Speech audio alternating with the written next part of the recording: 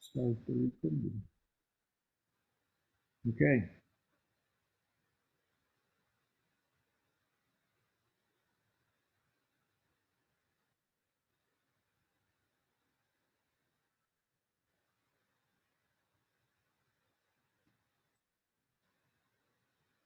Paul, you're Oh, you still need to muted. unmute. Yeah.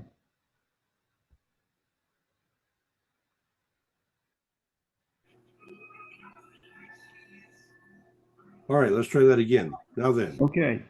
hopefully we have Wallace B. Smith's picture. Or has not come through? Yes, yes. All right.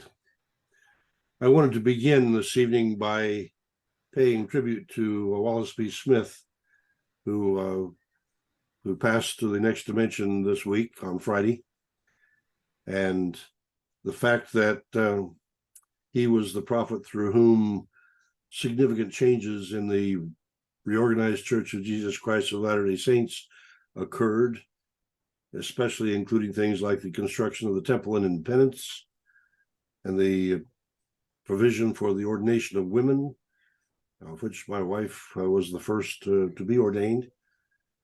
The idea that men and women could minister together is something that resulted from that, and I have been so honored to have had that remarkable experience enlightening my life. The idea that we should open the communion and share with all the Christians has been another of the innovations that he made. He was an ophthalmologist who made trips to Haiti, and Rena got to serve as a translator for some of those projects. And so our personal relationship was somewhat distant, but nonetheless familiar and very pleasant. And so I wanted to begin there this evening, just simply because to pay tribute to a prophet of God. We don't often or always in our lives have a chance to have that kind of personal relationship and be able to shake hands with and exchange words with, be blessed by. And in this case, I deeply appreciate the contributions that he's made, and they have profoundly influenced my life. And so his passage clearly is a matter of regret and condolences to the rest of the family. And I want to use his prayer in the conclusion of my prayer this evening. But let me go back to the beginning here. Our speaker this evening is Dr. Val Larsen, who is a native of Idaho, who served a mission among the Navajo and graduated from BYU and the University of Virginia with a PhD in English and literature, and then to Virginia Tech for a PhD in marketing. He's had 22, maybe it's 23 years now at James Madison University. And I suspect that I'm out of date on this one because his Book of Mormon class in 15 years made it to 3rd Nephi because they read so slow. Because I read so carefully is the more appropriate reading there. He is cited by Don Bradley as a four-source authority in the lost 116 pages, and I am anxious to be able to get Don Bradley on as one of our presenters as soon as I can. He previously has presented the Nephi-Laban right to govern issue in September, and then the two Ammons in the Book of Mormon and the Christ in January. To see those parallels, one in the days of King Limhi and one in the days of King Lamoni, and now look for the parallels between Mosiah and Zeniff, I am very pleased to welcome Val Larsen back to share the symbolic mysteries of God. And the fact that he has been a regular participant and has offered a good deal of influence in our understandings of Book of Mormon and the details of presentations around it means that it's just delightful to have him volunteer to present again. Let us pray. Compassionate Creator, gracious God, we bow in respect, in deep appreciation for what you have given, in appreciation that you continue giving grace and compassion, enough that earth and its creatures ultimately will be part of heaven. We bow, acknowledging our difficulty as a race to embrace your eternal plan, to bring up to pass the immortality and eternal life of man. And we bow to acknowledge our role as students of your gospel, called to study out all things in our mind, and thereby, with faith in action, to do what we can to promote humankind. Yet often we feel inadequate, unable to counter the massive evils in our world, and tend to huddle in our shells rather than to stand out bravely with your flag unfurled. And so this evening, as we hear the words your servant Val Larsen has to present, we ask your Spirit to attend us, to inform us, to motivate us with courage to the extent that we can rise up with your banner, praying that our numbers quickly increase, to confront the evils of poverty, greed, and war, to replace them with an everlasting peace. For we do want to pray in the name of Jesus, the Prince of Peace. And let me conclude with this Wallace P. Smith prayer.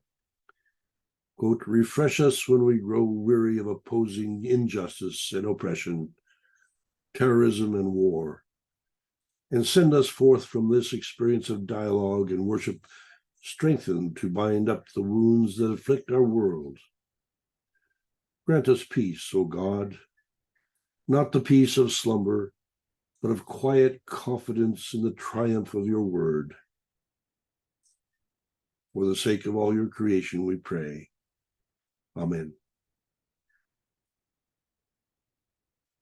The quiet confidence in the triumph of your word. What a marvelous summation. Val, the floor is yours. Thank you for coming and welcome everyone. I'll ask for you to fundamentally allow him to present and then take the questions and answers afterwards. But yeah, let's proceed, Val.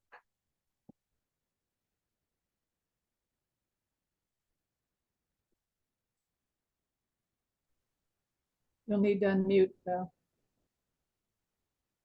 Okay. All right. So let's see. You're seeing, what are you seeing on? Oh, okay. I don't think I've got the right screen. Nothing on. Now you have some. Okay. Profit or loss. All right. Good.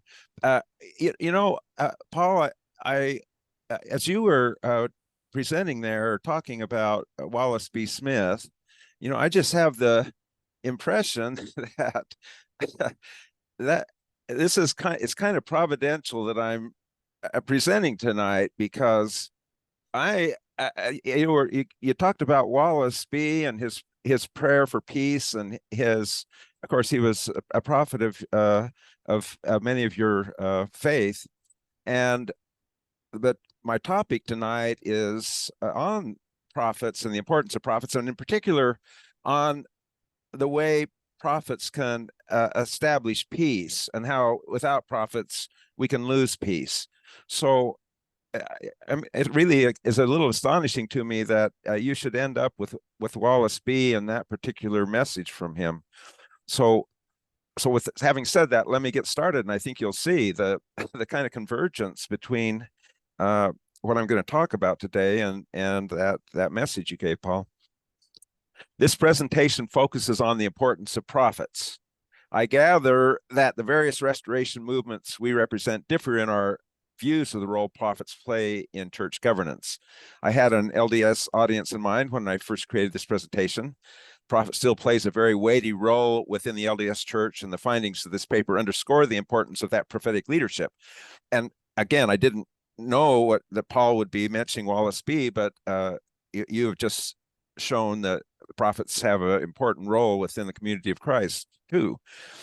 But given our interest in the Book of Mormon and our general agreement that it's scripture, all of us, from whatever tradition, are indebted to at least one prophet, Joseph Smith, who delivered the Book of Mormon to us.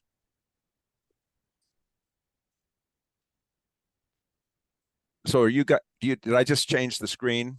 Yes. Okay, good. Okay, the story I'm going to focus on today is the story of Zeniff and his decision to return to the land of Nephi after having migrated with the first king Mosiah to the land of Zarahemla.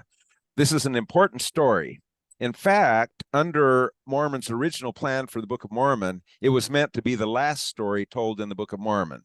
Mormon's original plan was to append the small plates to the end of the record. That would make the Book of Omni the last book of the Book of Mormon, and Malachi, the last writer in the Book of Omni, the final author in the Book of Mormon. And the last thing Malachi talks about is the Zeniff group.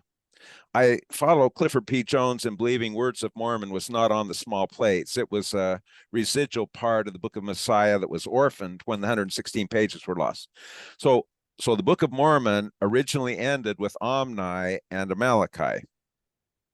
Malachi is a great writer, and the end of Omni would have made a strong ending for the Book of Mormon. As it turns out, when it came time for Mormon to write his final ending for Moroni to write his final ending for the Book of Mormon, he wrote 5 of them. He used Malachi's writing as his model. If you carefully compare Malachi's writings with Moroni 10, you'll see how strongly Moroni was influenced by Malachi when he wrote that final farewell. I'm working right now on an analysis of Moroni's farewells. And another thing you'll notice if you read those 5 endings in sequence is how much Moroni grew as a person and as a writer over the decades. Moroni is unique in the Book of Mormon in giving us a chance to see a person mature over time, because his writings were scattered across a period of about 40 years, and we can see him change as he gets older. Mormon had intended for Malachi to be the last writer, and Moroni came to understand what a strong writer Malachi was. So as I say, he demonstrably modeled Moroni 10 on part of Malachi's writings. But back to Omni and the Malachi Zeniff story. In his account, Malachi tells the story of 4 migrations, mostly in reverse chronological order and completely in reverse moral order.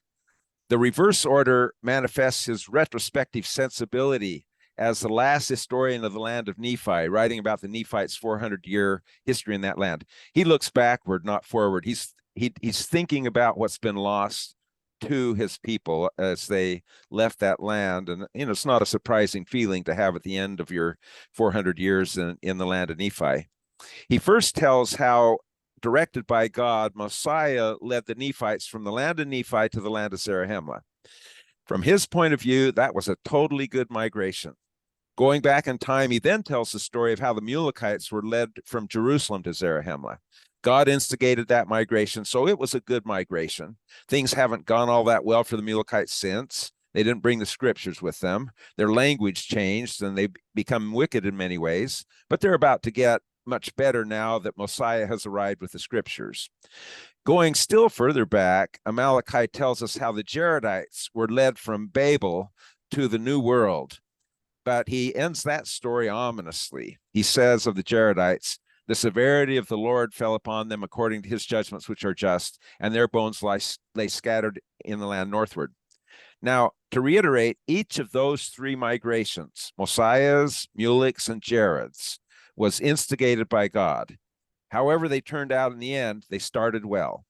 But Malachi now comes to the last migration, the migration of Zeniff and his group. This is the one migration that is not instigated by God through a prophet. In fact, this migration rejects the counsel of God through the prophet Mosiah. Having left the land of Nephi following Mosiah, Zeniff and his people returned to their original homeland. Amaleki's brother went with them, but Amaleki stayed in the land of Zarahemla. And so the Book of Mormon was originally meant to end with an emblematic choice. Having come thus far by reading the Book of Mormon, are you going to stay in the new spiritual place the Book of Mormon has brought you to, as Amaleki stays with the prophet in the land of Zarahemla? Or are you spiritually going to return to where you were before you read this book, like Amaleki's brother, who went back to where he came from, the land of Nephi, and Zeniff also went back? Amaleki doesn't know what happened to his brother and the rest of the Zeniphites, but he has good reason to think things went badly, and he isn't wrong. What he said about the Jaredites is meant to be a stand-in for the Zeniphites. The severity of the Lord fell upon them according to his judgments, which are just, and their bones lie scattered in the land. Again, something akin to that is what happens to the Zeniphites. Once the 116 pages were lost, the small plates were moved up to the beginning of the Book of Mormon, so they aren't the ending anymore. But as I mentioned, Moroni got the structure for his ending in Moroni 10 from Amaleki. So in a sense, Amaleki is still there along with Moroni as the last offer in the Book of Mormon. Amaleki was a great writer, and so is Mormon. In the Book of Mosiah, Mormon develops the theme that prophets are essential using a sophisticated literary technique called the frame narrative.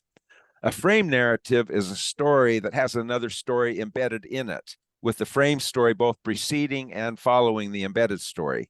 In the Book of Mosiah, two comparatively short frame narratives comment on and add new dimensions of meaning to the longer embedded main narrative that they frame. At the beginning and ending of the story, the red bracket part, we have the second Mosiah along with his father Benjamin, and by implication his grandfather, the first Mosiah. The second King Mosiah sends Ammon to look for the Zeniphites, and now we get the blue bracket narrative. When Ammon meets Limhi, the last in the Zeniff royal line, we learn how miserable Limhi and his people are. The middle black bracket narrative then starts. It contains the story of Zeniff, then turns to an account of Noah and Abinadi and Alma. Then it's back to the blue bracket and the Limhi story, and finally back to the red bracket and the second Mosiah story. Arranged this way, these stories are achronological, but as we'll see, there's a reason for that. Mormon has a rhetorical purpose for this arrangement. Again, my broad point is that Mormon often uses narrative to illustrate important truths. One truth he copiously illustrates is my more specific thesis, that bad things happen, even to good people, if they choose to reject the counsel of God that comes to them through prophets. One way Mormon artfully teaches this truth is by recounting the parallel histories of two contemporary dynasties.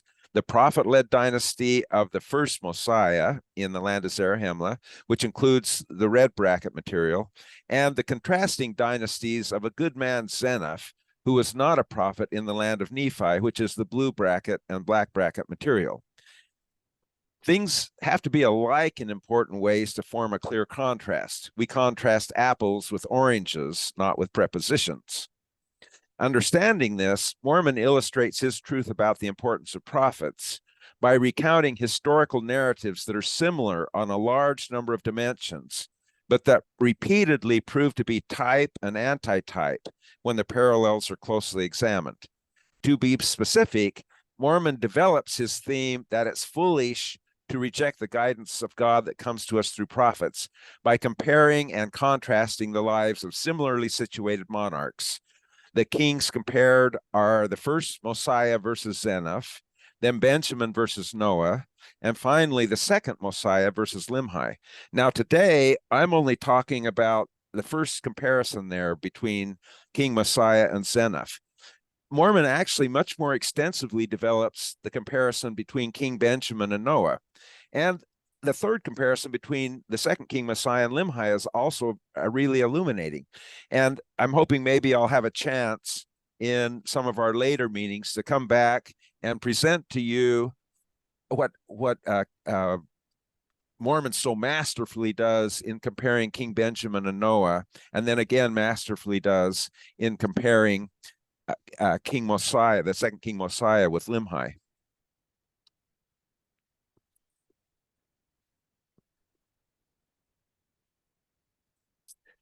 The parallels, let's see, there we go. The parallels between Mosiah and Zeniff are in many respects so exact that they constitute the literary equivalent of a mathematical equation, Zeniff being the minus that cancels Mosiah's plus. Warned by God that the Nephites must leave their homeland, the prophet King Mosiah, whose name means deliverer, savior, or Yahweh saves, delivers or saves, leads an exodus of those who would hearken unto the voice of the Lord, from the land of Nephi to the land of Zarahemla. The specific point of departure is the temple in the land of Shalom, probably meaning the land or place of peace, Shalom. In Hebrew, the words shalom and shalom are spelled identically since the vowels are left out. The Nephites must now leave shalom because shalom, peace, with the Lamanites is no longer possible. During their journey, Mosiah and his people are blessed by the Lord and led by the power of his arm. Having arrived in Zarahemla, they successfully integrate with a related people, the Mulekites, from whom they have been separated for 400 years. For the most part, the two peoples live in peace and prosperity during the 3 generations of their dynasty, of that dynasty. Zeniff does the exact opposite. Inspired by Satan or just following his own will, Zeniff leads those who regret having followed Mosiah on an exodus from the land of Zarahemla back to their 400-year-old homeland, the land of Nephi. During this ill-advised journey, Zeniff and his people are not blessed. In their first attempt to return, they become divided among themselves, and the majority are killed in fratricidal war. In their second attempt, they are smitten with famine and sore afflictions, for they were slow to remember the Lord their God. Having arrived in the land of Nephi, they attempt to live peacefully with a related people, the Lamanites, from whom they've been separated for 400 years. This attempted cohabitation is an abysmal failure. After an initial deceptive peace, the two peoples live as armed adversaries engaged in more or less perpetual war during the 3 generations of the dynasty. So Mosiah led the people out of the land of Nephi at the Lord's behest. Zeniff led them back, and there was no lasting peace. It turns out the lack of peace was predictable.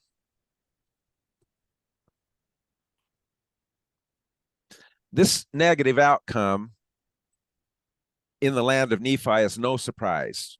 Background information in the book of Omni helps clarify God's reasons for leading the Nephites out of their 4th century homeland. The situation was bad when the first Mosiah left. We see this in the accounts of Omni, Ammoron, and Abinadom, the last 3 small plate scribes who lived out their lives in the land of Nephi. Abinadom, the 7th generation from Limhi, appears to be a professional soldier whose life work is war. He declares, "I with my own sword have taken the lives of many of the Lamanites." It's clear that a negative equilibrium has emerged in the land of Nephi. Abinadom's life is much like that of his grandfather Omni, who wrote, "I fought much with the sword to preserve my people from falling into the hands of their enemies, the Lamanites." In the report of Ammoron, who stands between Omni and Abinadom, we see that genocidal battles are producing destruction on all sides. And the more wicked part of the Nephites were destroyed, for the Lord would not suffer. Yea, he would not suffer that the word should not be verified, which he spake unto our fathers, saying that inasmuch as ye will not keep my commandments, ye shall not prosper in the land. In those sentences, you can see some of Ammoron's writing skill. Substance and content are aligned. A string of negations reflects negative conditions in the land of Nephi that makes righteous living there impossible. Omni declares himself to be a wicked man, and Abinadom says he knows of no contemporary revelation, neither prophecy. So it's apparent why the Lord calls the first Mosiah as a prophet and warns that he should flee out of the land of Nephi, and as many as would hearken unto the voice of the Lord should also depart out of the land with him. But it's also apparent, not on this slide, but in general, why Zeniff and others long to return to their 4th century homeland. Zeniff and his companions are not alone in the longing they feel to return to the land of Nephi. Though they were compelled to leave it, the land of Nephi remains the home of the heart for the Nephite people throughout the remainder of their history. Nephites always, quote, "go up to the land of Nephi," unquote. So go up to the land. Just as the Jews in the Bible always go up to Jerusalem. That's the expression they use both places, go up to. So both the Bible and the Book of Mormon are very consistent in this usage. The direction from which the city or land is approached makes no difference, nor does the people's long absence from it. The journey to the respective emotional homelands of the Jews and the Nephites is always an ascent. These people long to return to the land of Nephi, their covenant land, the same way the Jews long to return to the land of Israel. They just did it more quickly than the Jews did, but less successfully. Maybe the Jews' 2,000-year wait had a purpose. There's some really interesting research out there that talks about the land of Nephi as a covenant land and how that motivated the return. And at some point maybe we could focus on that a little bit. But I won't say more about it now. And other than to say, it wasn't unreasonable for them to want to go back to a land that they saw as a covenant land, the same way the Jews see Israel as a covenant land. I entitled this next section of the presentation with words of the Apostle Paul. The good I would, I do not. The evil I would not, I do.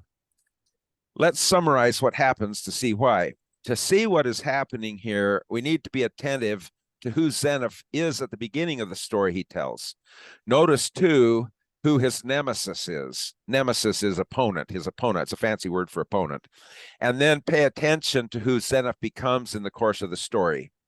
So to recap, after following the first Messiah to Zarahemla, Zeniff chooses to reject his prophetic leadership.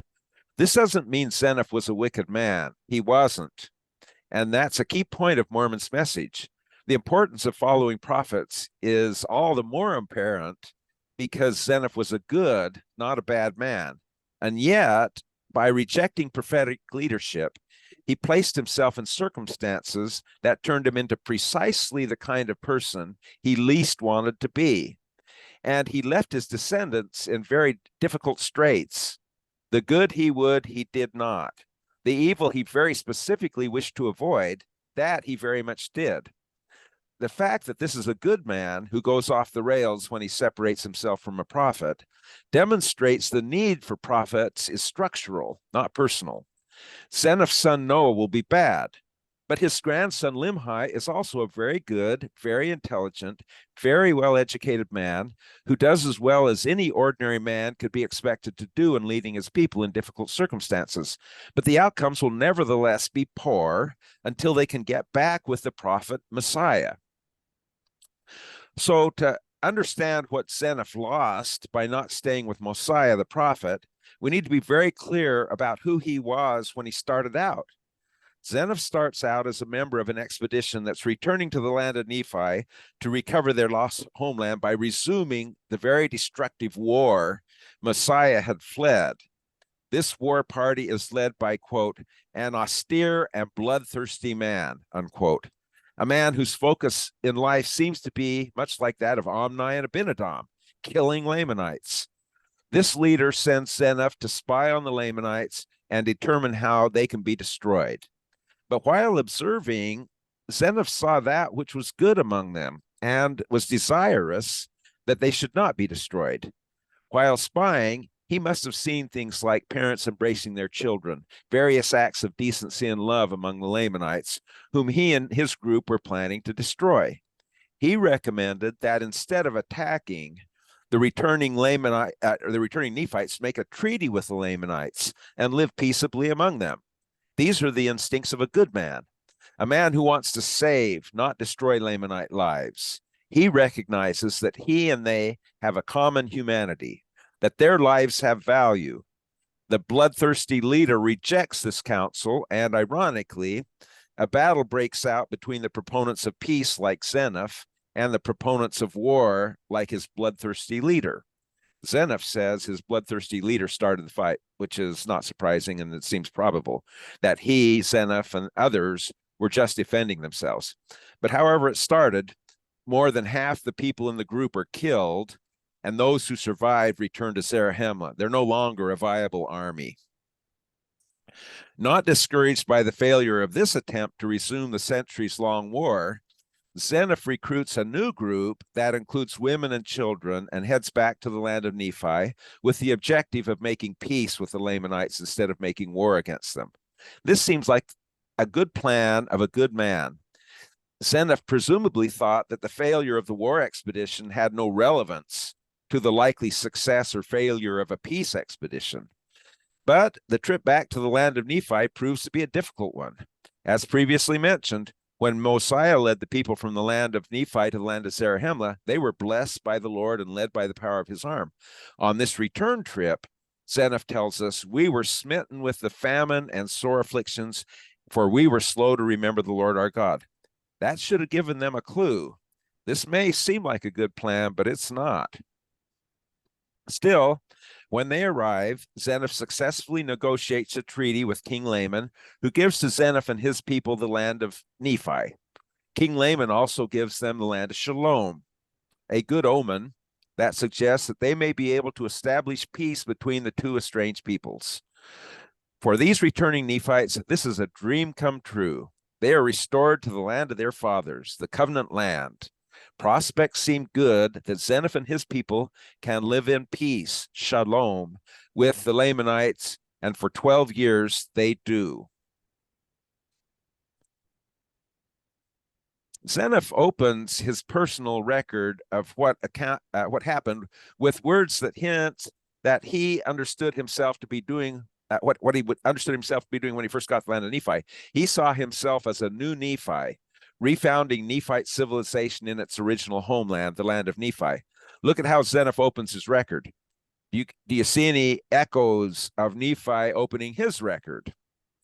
Apart from the name substitution, the first 4 words are identical. Both openings focus on knowledge or learning and language, and having laid their related predicates, both Nephi and Zeniff then say, therefore I, and go on to say what they did. I don't think the parallel is accidental. But again, Nephi was a prophet acting as directed by God. Zeniff is not, and Zeniff will not replicate Nephi's founding success. So the Lamanites let Zeniff and his people settle among them peacefully and let them alone for 12 years. But according to Zeniff, the Lamanites were not sincere about reestablishing peace. King Laman was just biding his time. It's hard to know what precipitated the change. We don't have the Lamanite side, perhaps explaining something a Nephite did to set them off. But according to Zeniff, after 12 years of peace, suddenly, without warning, King Laman initiates an unprovoked attack on the Nephites in the land of Shalom that destroys the peace. Zeniff is forced to refound his people as an armed camp. He supplies his followers with bows and with arrows and swords and scimitars and clubs and slings and all manner of weapons which we could invent. To prepare for battle, Zeniff says, I and my people did cry mightily to the Lord that he would deliver us out of the hands of our enemies. Does anyone see the irony here? This prayer is ironic because God has already delivered Zeniff and his people from their enemies by inspiring Mosiah to lead them out of the land of Nephi to a place where they were safe. The Lord could have replied, yeah, I already did that. You voluntarily returned to the peril that now inspires you to cry to me for deliverance from your enemies. The Lord could have said that, but the Lord doesn't say that. And we're lucky he doesn't, because in this respect, Zeniff is so typically human. Many, perhaps most of the difficulties we find ourselves entangled in happen to us because we don't follow some commandment from God we receive through prophets. Our prayers for deliverance from our problems are often just as ironic as Zeniff's prayer is here. God often helps us escape some of the consequences of our actions, only to watch us doing the same self-destructive thing again and praying for deliverance again, and then doing it again and praying for deliverance again. Pretty common human behavior.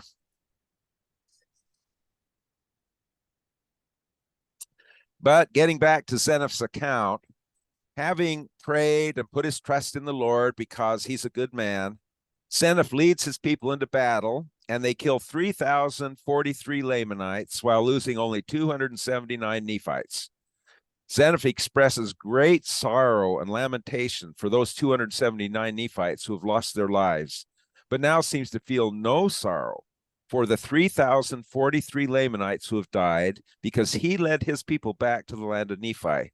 Those Lamanites will never again have the chance to do the good things Zeniff saw them do when he spied on them. In total, 3,322 people have died because Zeniff and his followers rejected the guidance from the Lord that came to them through the prophet Mosiah. and the killing is far from over. And it didn't need to happen. It shouldn't have happened. Using Mosiah, God had set things up so it wouldn't happen. Then Zeniff and his people undid the arrangement the Lord had made. In the wake of this battle, Zeniff's views of the Lamanites change. He now sees King Laman as a cunning and crafty man, and the Lamanites as, quote, an idolatrous people, desirous to bring us into bondage that they might glut themselves with the labors of our hands, unquote. When King Laman dies and his son takes over, the Lamanites again break the peace by attacking Zeniff and his people in the land of Shalom. But, like his bloodthirsty predecessor, Zeniff has sent out spies so as to prepare for battle. He was once the spy, now he's the leader sending out the spies. He arms all males who can bear a weapon, and in his old age, courageously leads them as they kill Lamanites with a great slaughter, even so many that we did not number them. Again, Zeniff expresses no sorrow that numberless Lamanite fathers, sons, and brothers have lost their lives, leaving widows and sorrowing children. Like his former austere and bloodthirsty leader, Zeniff now regards the Lamanites as implacable enemies with whom there can never be any peace. They are, quote, a wild and a ferocious and a bloodthirsty people. They are wrongly wroth with the Nephites. He keeps repeating that word because of their false traditions. Quote, and they have taught their children that they should hate Nephites and that they should murder them and plunder them and do all that they could to destroy them. Therefore, they have an eternal hatred toward the children of Nephi, unquote. Zeniff has now become his bloodthirsty nemesis, his original opponent, a man who perceives no good in the Lamanites, no possibility of peace with them, who seemingly without remorse organizes his people to massively slaughter them. But here's the thing about Zeniff. He tells this story in his own words. As he recounts these events shortly before his death, Zeniff seems to perceive the ironic tragedy of his life and of the exodus he led. All this information is given in his personal account of events in his own words again. It is he who criticizes the austere, bloodthirsty man, who attests that he himself saw much good among the Lamanites as he spied on them. And it is he who then catalogs his own subsequent personal involvement in remorselessly slaughtering them. In writing his account, Zeniff seems to have assessed his life objectively, to have maintained some emotional distance from the events he describes, and to have perceived his own fatal flaw. The good man that is still in him describes his original desire to return to the land of his fathers as overzealous. His words, he implicitly acknowledges that he was wrong to have rejected the leadership of the prophet Mosiah. For the consequence of going his own way is that he and his people, quote, have suffered many years in the land, unquote. Again, his words. But the fact that Zeniff recognizes in the end his folly in not following the guidance of God that came to him through a prophet doesn't save his children and grandchildren from the consequences of his actions. The bloody wars continue. Many thousands more die on both sides. Instead of having King Benjamin as their king, like the people in Zarahemla, Zeniff's people get wicked King Noah. Things won't go right for them until they repent and go back to Zarahemla to live with the second Messiah as their prophet and king. And they couldn't have done that if that Mosiah hadn't been inspired to send them help. I think it is a sort of poetic justice in a sense that they abandoned the prophet Mosiah and went back to the land of Zarahemla, and things aren't going to go well for them until they go back and again have a prophet Messiah. It's not the same Mosiah, but it's the same name, and that may be a bit of poetry on God's part.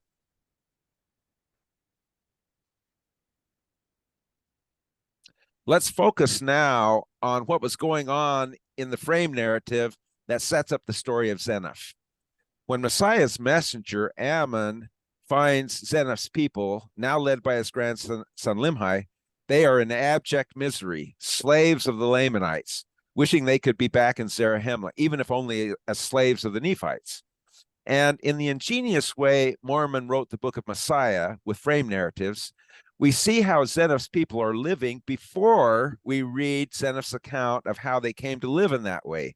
Because of this failure to follow the prophet Mosiah and their own failure to listen to Abinadi. Can you all see my little white arrow moving around on the screen right now? Yes. Okay, so this is just to show you this material that comes in right here. It comes in right here before the new chapter starts. So in the LDS version, it's chapter 7. I don't know what chapter. I'm sure you have a chapter break there too in the RLDS or the Community of Christ version, just before Zeniff starts talking. But so there, I'm going to talk next about the material that is right here before Zeniff starts talking. Right here, we get ample description of how miserable Limhi and his people are. So before we ever get the story of Zeniff doing what he did, Mormon is already telling us right here, hey, this went really bad. This was not a good thing. We know it, and it's really quite ingenious the way Mormon is telling this story here, the story of how miserable and awful everything is for Zeniff's people.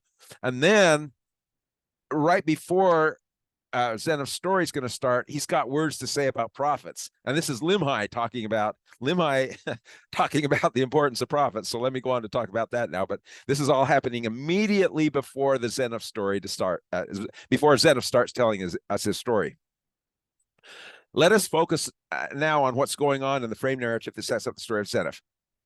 When Mosiah's messenger Ammon finds Zeniff's people, now led by his grandson Limhi, I already read this, I guess. I'm just repeating. Okay, and what is interesting, and what is interesting are the thoughts of Limhi and his people about prophets and seers, now that they have reaped the fruits of not having one among them. At the very end of the frame narrative, in the verses just before Zeniff's account of his migrations begins, we get the single most enthusiastic celebration of a prophet and seer that exists in the scriptures. These people now deeply understand the value of having and following a prophet. Profound suffering that follows the rejection of Mosiah and Abinadi has taught them that. Now, it's a fairly long passage here about the value and benefit of a prophet and seer, and just Limhi and Ammon singing the praises of a prophet and seer. And then the last I say a panegyric, that means a celebration, a very enthusiastic a celebration of the power of a prophet and seer.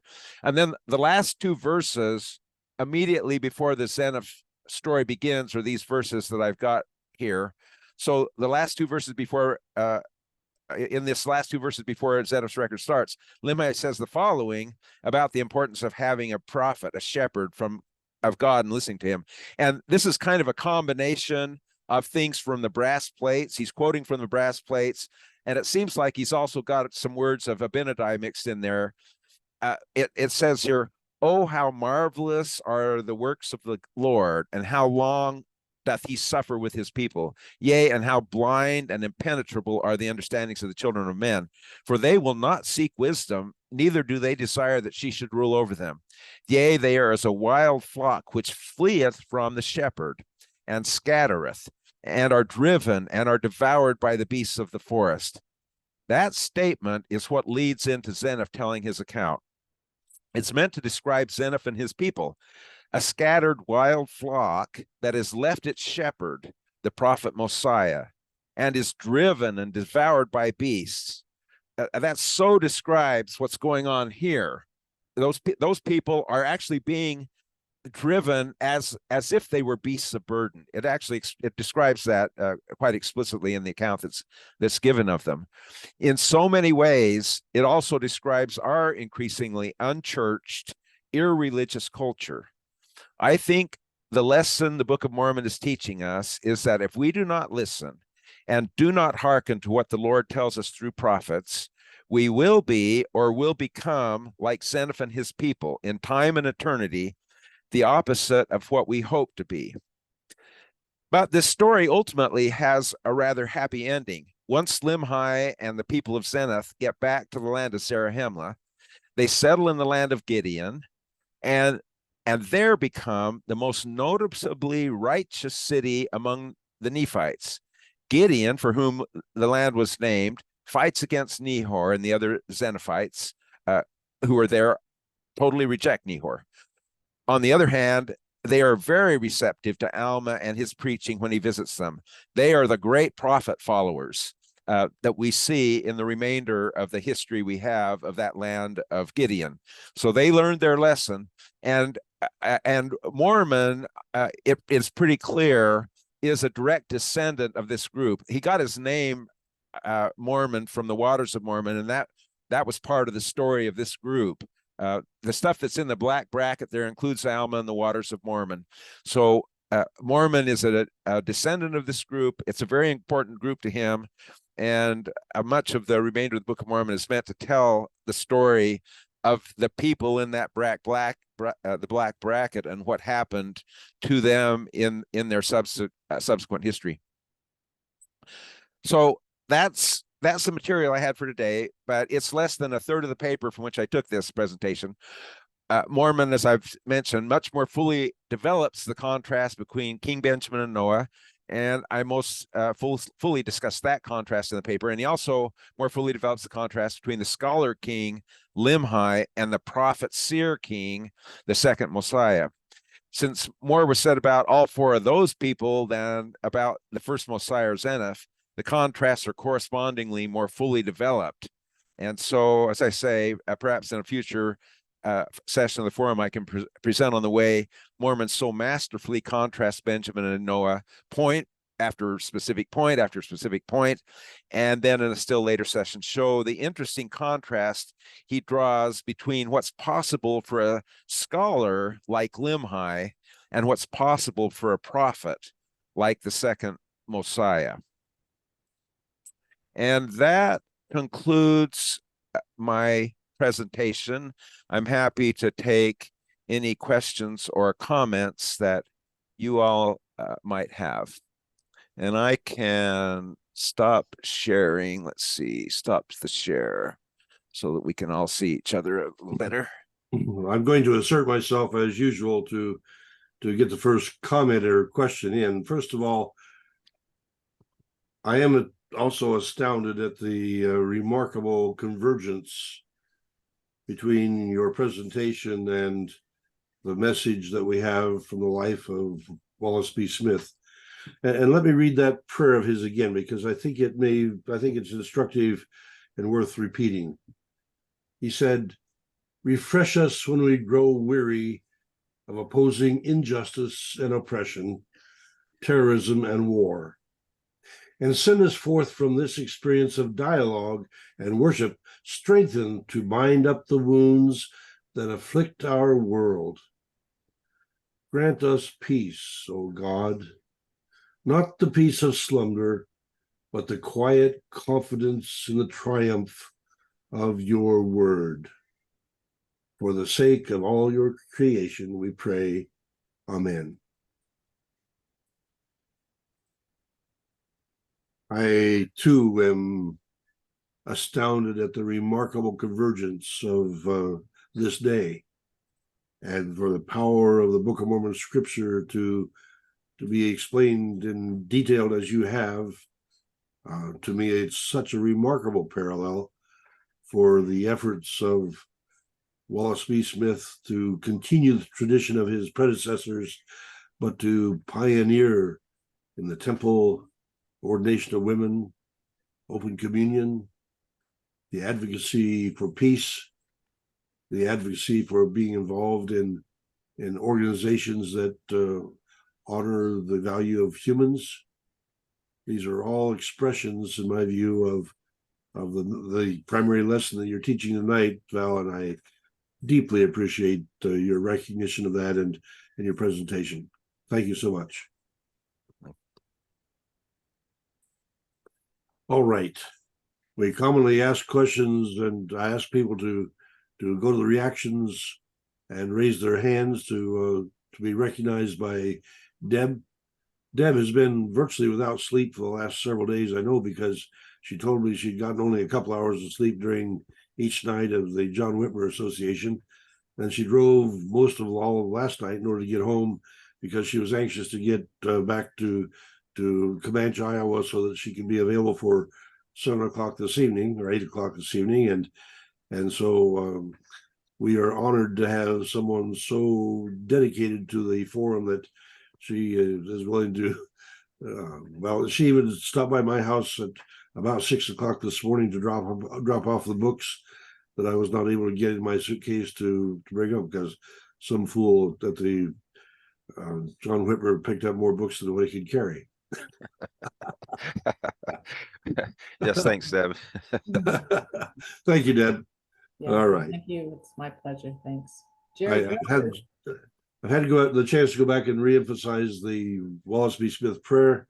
That's my comment. It seems to me that the good spirit has put Val so completely on target tonight that I don't have any challenge for him. I'm sorry, but maybe the rest of you do.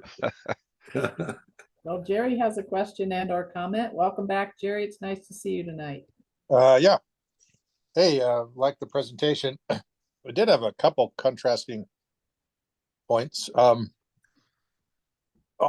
You talked about, the thousands of Lamanites were killed. But at the same time, it says Benjamin killed off thousands of them too at the similar time frame. So I guess I'm not sure if that's so much of a contrast there. And then the onomasticon has Shalom.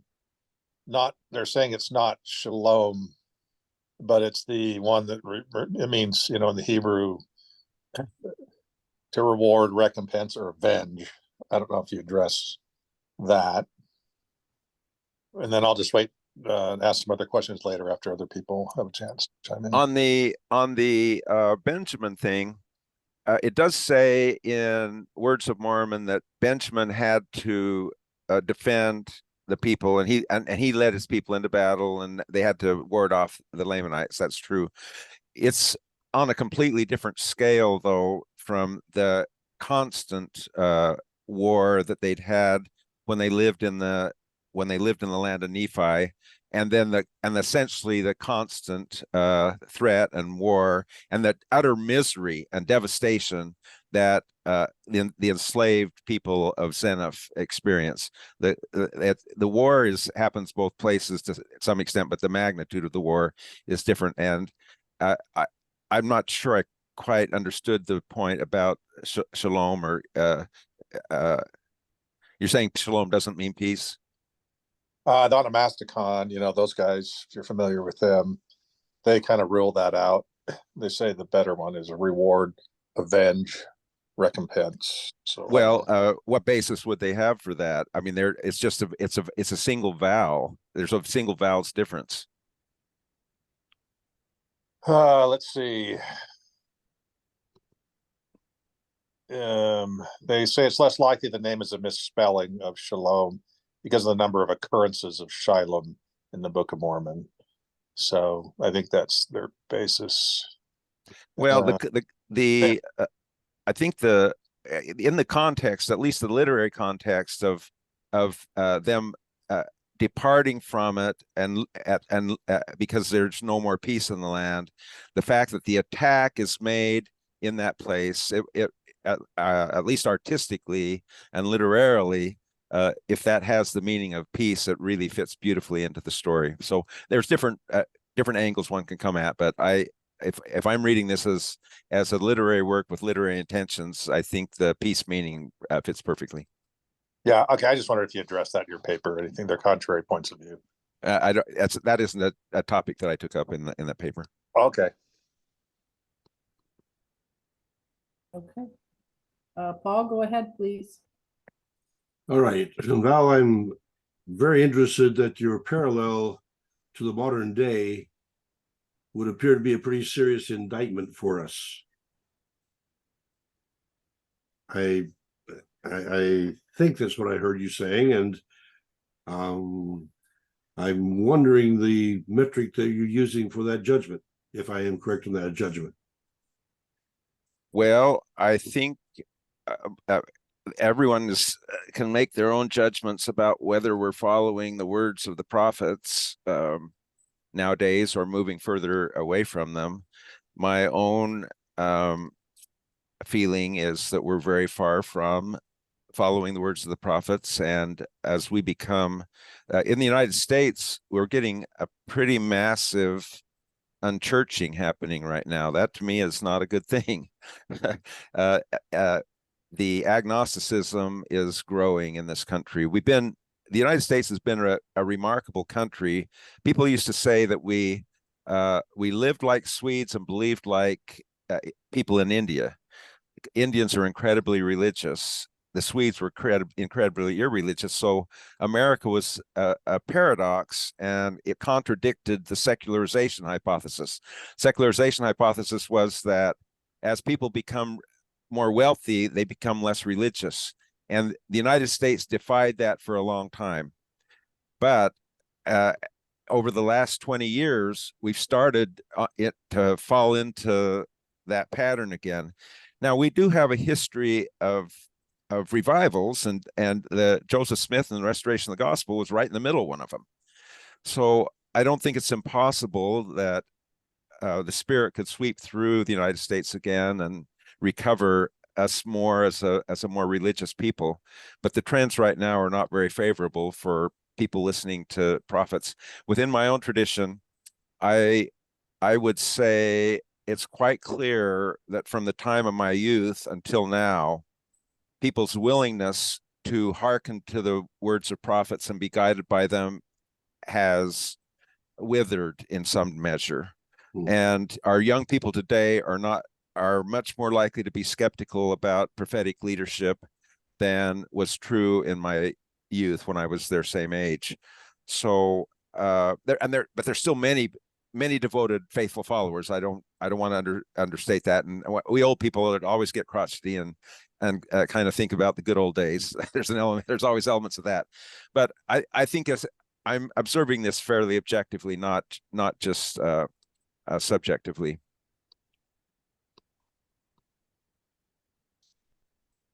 Thank you. Yep. All right, looks like James Lucas and then Monty. Go ahead, please, James. This is, I think, have you published this paper yet, or is this? No, this is the one I submitted to the interpreter that went through multiple rounds. Okay. The reviewers all liked it, except for one part in my comparison of Benjamin and Noah. They wanted me to take out one little part in Benjamin and Noah. I wouldn't take it out, and so it didn't get published. Okay. All right. That's okay. I now can put this into the context. So this is, a major piece of analysis that you've done that sets up this structure that really runs across a very substantial part of the Book of Mormon. This account of that runs through takes up the book of Mosiah, runs into Alma, right? And so anyway, my question is that the beginning of this story is, of course, when Mosiah leads the people out of the land of Nephi. And that is only briefly covered in the book of Omni.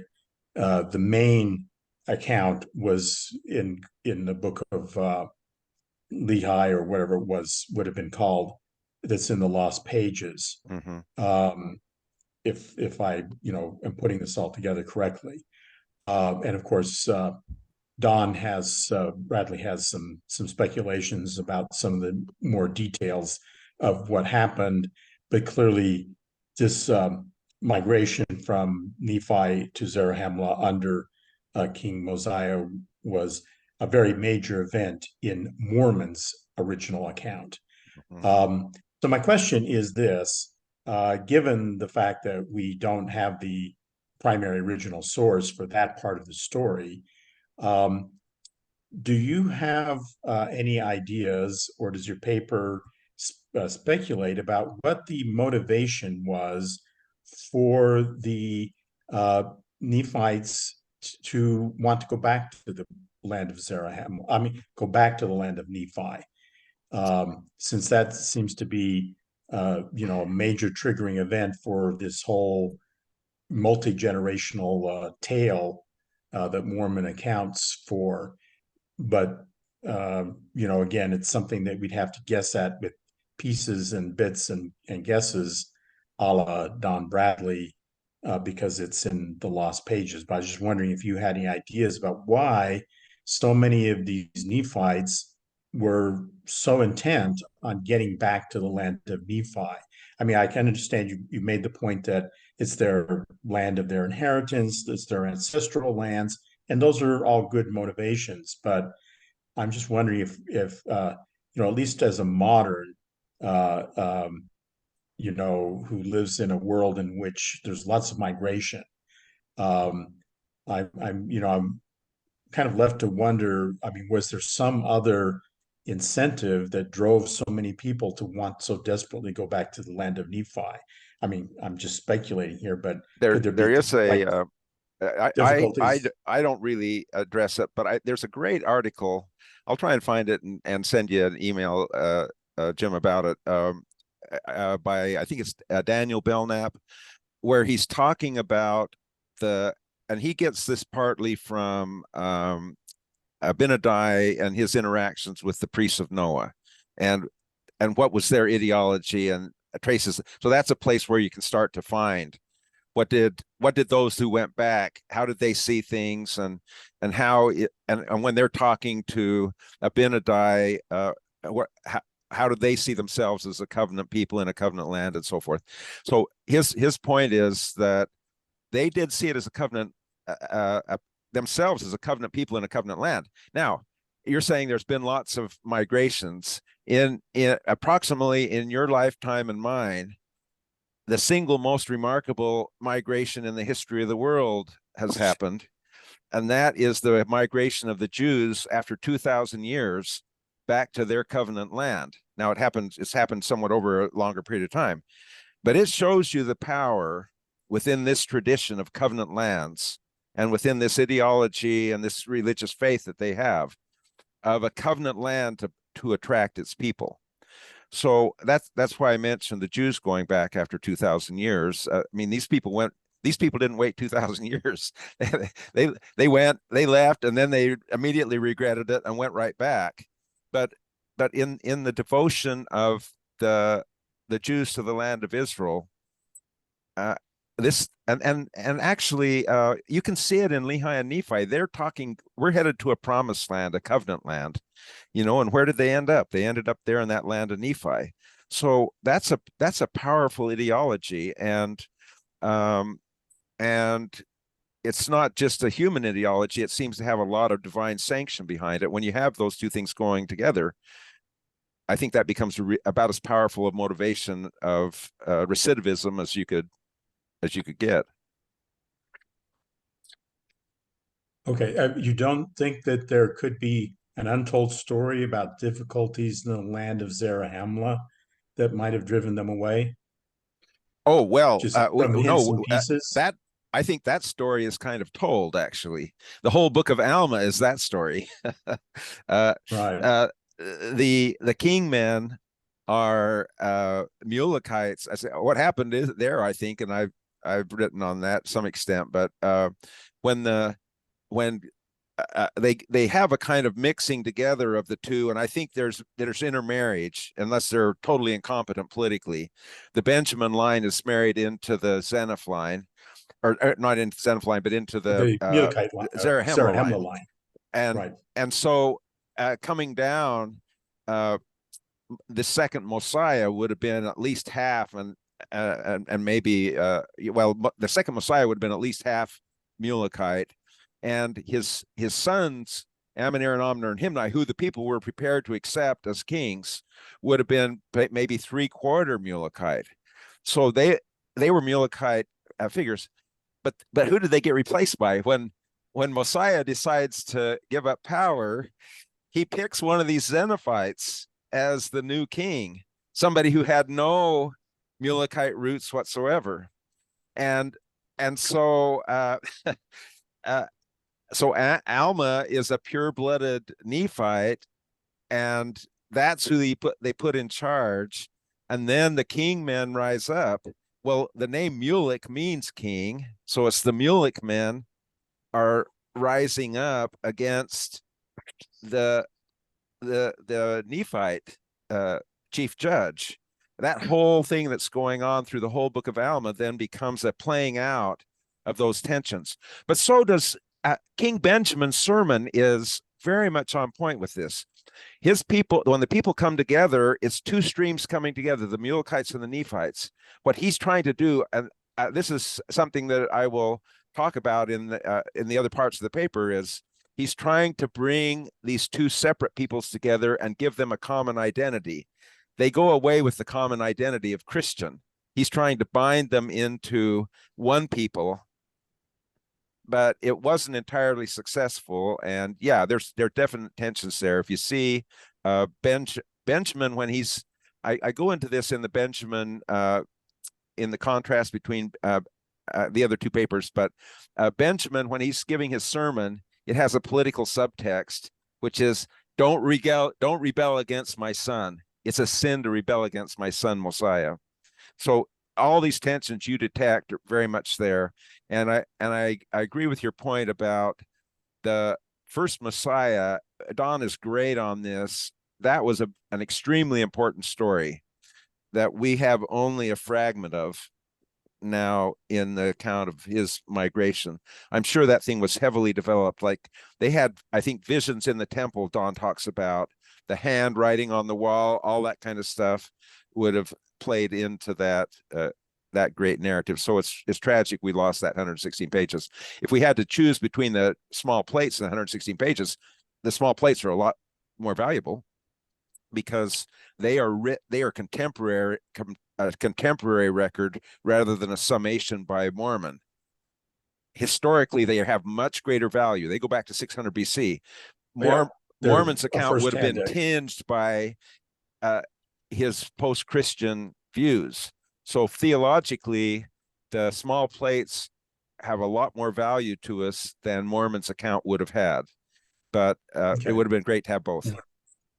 So anyway, I just thought it kind of fills out the story of the Zeniphites, or those people left, that to recognize there also could have been tensions in the land of Zarahemla between the Mulekite I'm sure there were, majority and the Nephite minority. And the food was different. The food was different, and the language was different. And you start, name it. There would have been plenty of reasons, but it was they still were abandoning a prophet, and it wasn't a good idea. Right. No. Okay. I'll pass on to other people here. Okay, thanks, James. Monty, and then Shane. Go ahead, Monty. All humor aside, I'll preface this by saying that I love and respect every member of this group that meets every week, and have learned so much in listening to both the scholarly opinions and the ones that I can understand. But I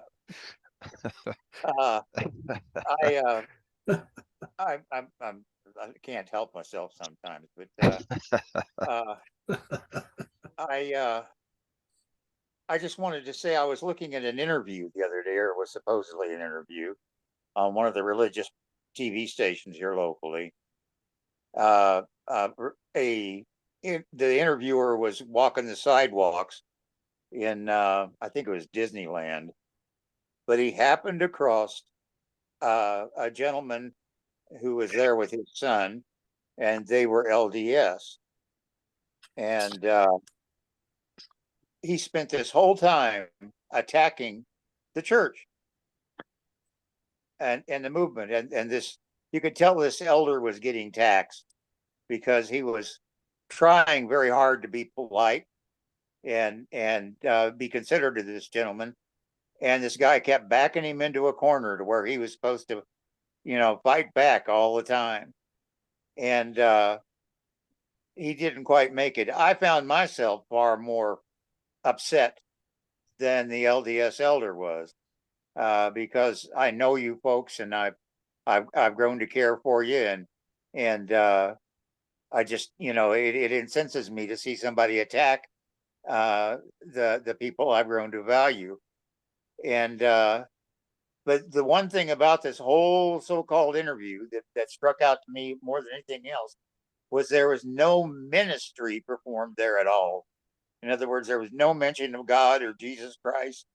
And this elder kept having to remind the narrator that the name of the church is the Church of Jesus Christ of Latter-day Saints. It's not the Mormon Church. And he deliberately kept calling it the Mormon Church. And he was just trying to bait this man into losing his temper. But I was really proud of the guy for keeping it all together.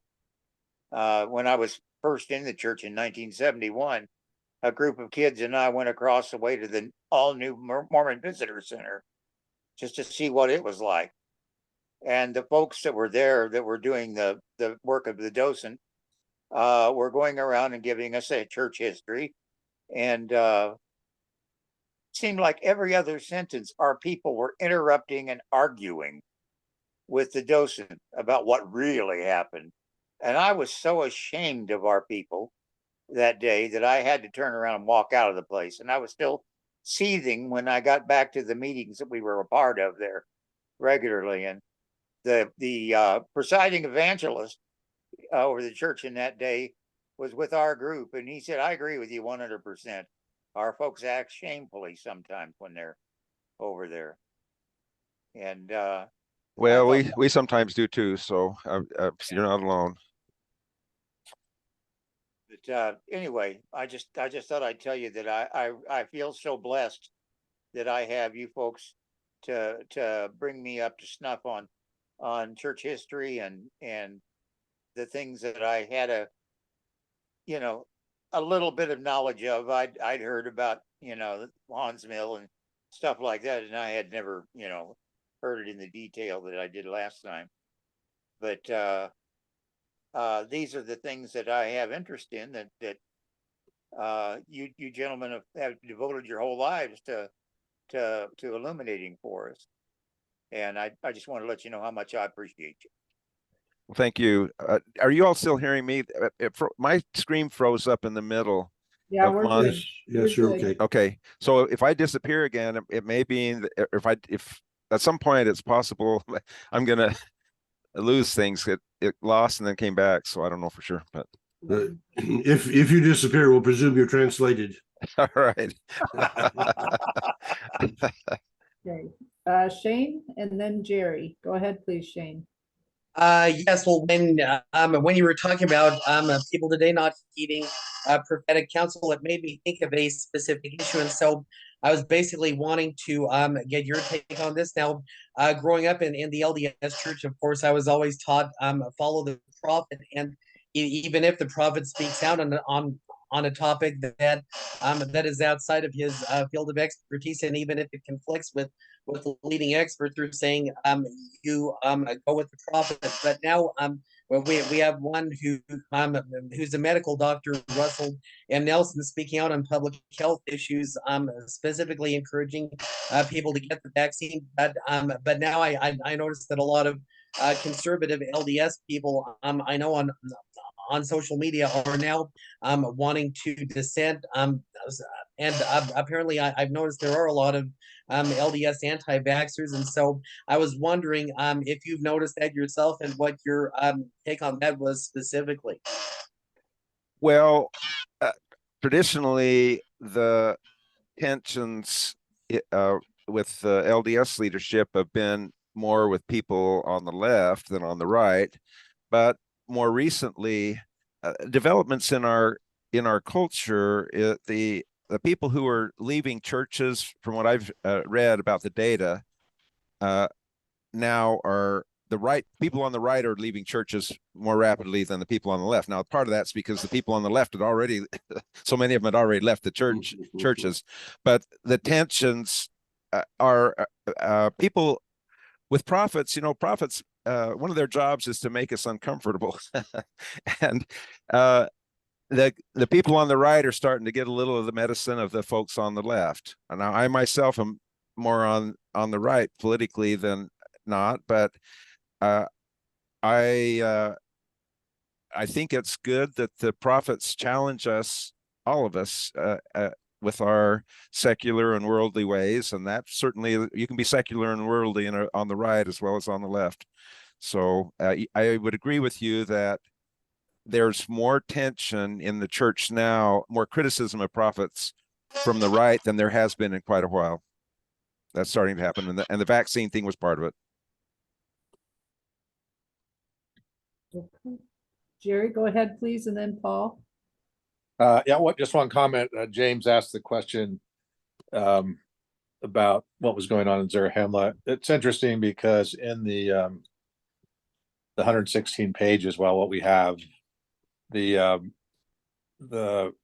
people that were sent to the land northward, the ones that discovered the stele of Coriantumr and brought that back, they were called spies.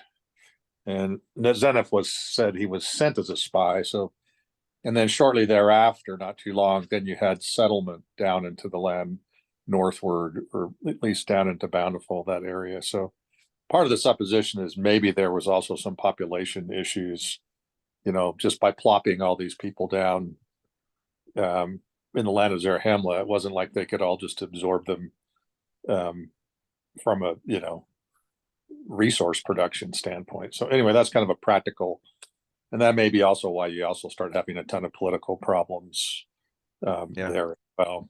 Right. And then the other thing, I don't know I wrote a book 5 years ago about the synchronization of the Maya religion with that became the King Noah religion. It kind of has a different take on the good among them. I don't know if you've seen that or not. No, I haven't, but it sounds interesting. Yeah, it's the evidence of the Nehor religion in Mesoamerica. It's just, you can download it for free. I don't, all the hard copies have all sold out, but it's available on my website. But yeah, so it kind of it looks at it from the context of the culturalization, and then what ended up becoming, it's kind of the precursor to Nehor, the religion of Nehor, right? Meaning over time, with the priests and everything. But we do know that they are constantly creating new cities and stuff, and naming them after somebody. So, and that fits with what agriculturally would have been necessary at times. So I think you're on solid ground there. Yeah, and then the Nehor, the issue is over where Zeniff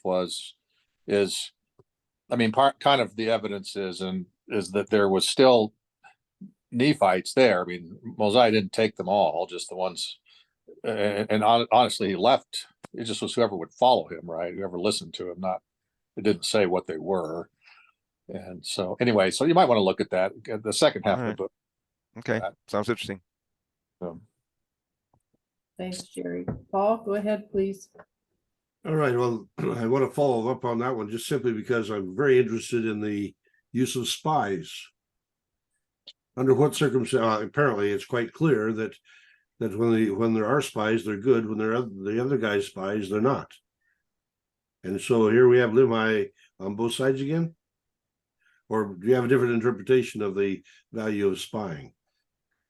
Well, I don't think it's the spying. It's what does the spy say, right? So when Zeniff first went out as a spy, he came back and said, "Let's make peace with these people. These are good people." Mm-hmm. That was a good thing to say. I mean, that's just intelligence gathering, right? So he went out and gathered intelligence, and he came back and said, "I see that which is good in these people. We shouldn't be killing them." Now, the sad thing is, of course, in his story, is he's the one that sends out the spy next time to find ways to kill more Lamanites. So that's the irony of the story. He was the spy, and then he becomes initially he's the spy who's sent out, who brings back a message of let's make peace. Then the next time he's in the place of the guy who sent the spies with the same bloody purposes as the guy who sent the spies. And that's his tragic irony. And again, it's an irony that he himself tells. This is the remarkable thing about Zeniff. This is not an easy thing to do. If you're telling your life story and you went from thinking, when I was young, I saw these Lamanites as good. Now I'm old, I don't see any good in them at all. You might tell that story to forget about all the stuff you said that was good about them, and portray them as being bad from the get-go. But that's not what Zeniff does. Zeniff has got enough emotional distance that he's telling this story objectively and making himself look like somebody who made a bad decision. And that's a pretty remarkable thing in an assessment of a life, for him to have that clarity of vision. He wasn't a prophet. Ironically, we don't have any of the words of the first Mosiah. I think they once did have a lot of them, but we don't now. But we do have Zeniff's words. And Zeniff, at least if he was unwise, but he was honorable and truthful, I think, in recounting his life. I did mean to highlight that that in the Community of Christ Book of Mormon, we're looking at chapters 5 and 6 for this account, just since you asked about that. I apologize for not having got all the references synced up there. Well, you raised another point that I am quite intrigued by. The point that they went up to the land of Nephi, just like the Jews went up to Jerusalem. My father went up to the land of Zion, from Lamoni from Wyoming to Lamoni, Iowa, to his promised land. And one of his favorite hymns was to say, "Lord, lift me up and let me stand by faith on heaven's tableland, a higher plane than I have found. Lord, plant my feet on higher ground." And that clearly has influenced me, the idea that we should be lifting ourselves up toward higher ground, the mountain of the Lord's house. I appreciate that parallel that you raised tonight. I think that's a useful one, and particularly since clearly it traces nicely to my roots. Yep. Yeah, it's a striking parallel between the Book of Mormon and the Bible, and it's the kind of thing you have to say, if Joseph Smith wrote this, he was certainly a genius to catch those kinds of nuances and include them in the Book of Mormon.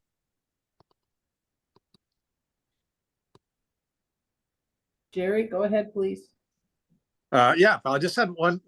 I don't know if you make anything of this or not. It's just always seemed interesting to me that you have Zeniff speaking in the first person, but after him, it goes to Mormon, abridgment again. Do you see anything there as to why he left that? Yes, I do. We get certain figures in their own words. So Benjamin will be in his own words, and in the remainder of the paper, I do a comparison between Benjamin and Noah. You froze for a moment there, Val. Okay. Okay. So I said that I do see a point behind that.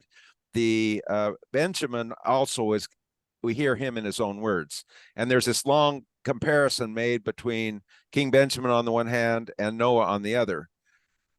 Benjamin is a righteous man and gets to speak in his own words. Noah is a wicked man, and Mormon gives us a summary of the life and doings of the wicked man, and he draws it in a way to be point by point contrast between the righteous man, Benjamin. So Zeniff gets to be in his own words, I think, for a couple of reasons. Zeniff, I think that Mormon actually has a lot of respect and affection for Zeniff.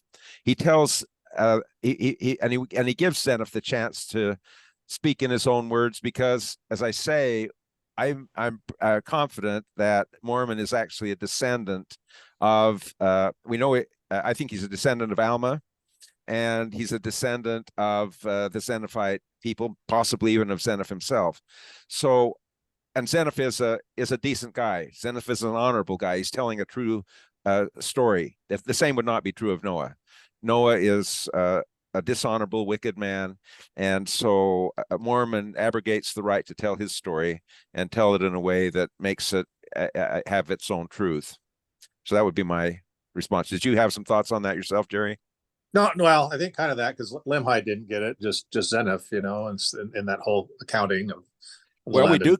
do get quite a few words from Limhi. Limhi Right. is quoted quite a bit.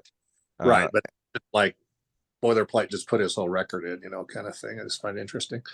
Well, And his whole record being in there. That there's a great article out there called "Limhi in the Library" by John Gee, and he talks about what a record-keeping guy Limhi was, and how everything that Limhi says is coming out of the records and stuff being written down, and he's a scholarly kind of guy, and so Limhi was a record quoting and keeping person, and the record we are getting the record, the written record of Zeniff giving his own account, but again, Noah's different animal.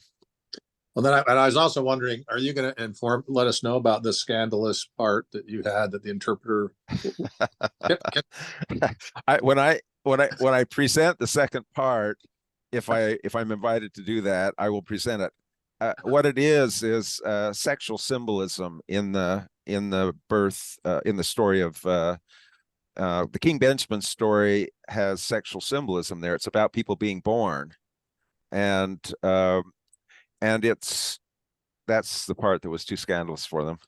Oh, well, I have one of those too. I wrote one on Noah the cross-dresser. I have an article on my. You're a little too out there for me too, if you're talking about that. On my academia as to why, actually it's the meaning of his name, why it was a feminine meaning, and okay, it's definitely not politically correct. So it's only like 3 pages, but it's kind of a fun one.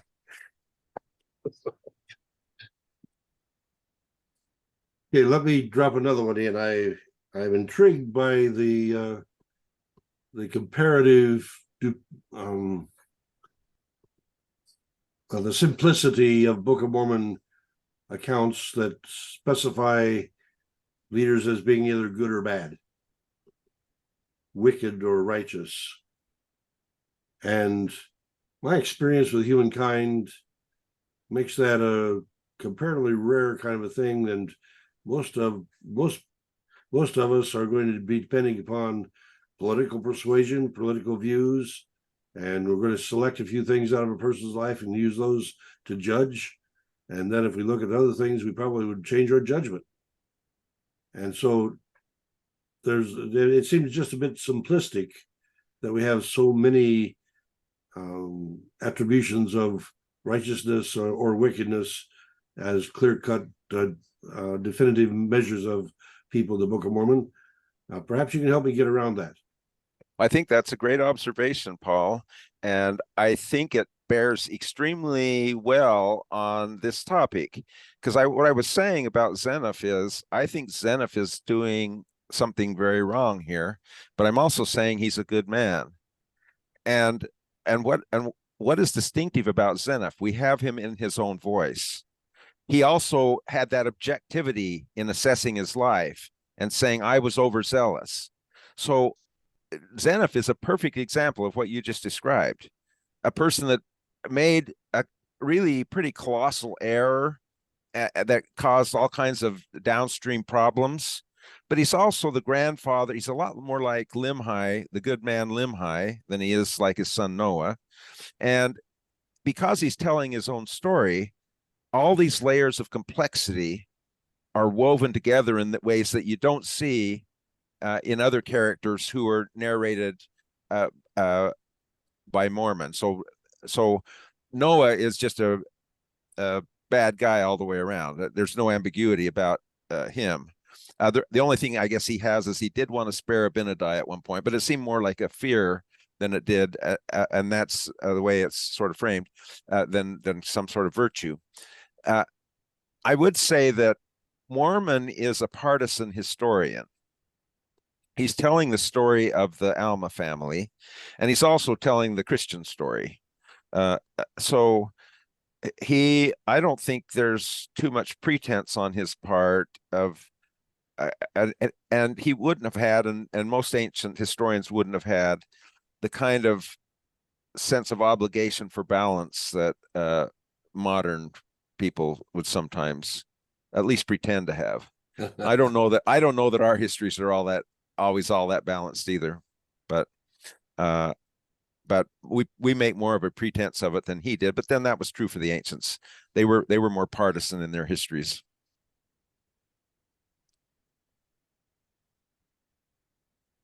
Okay, thank you. Okay, James Lucas, go ahead, please.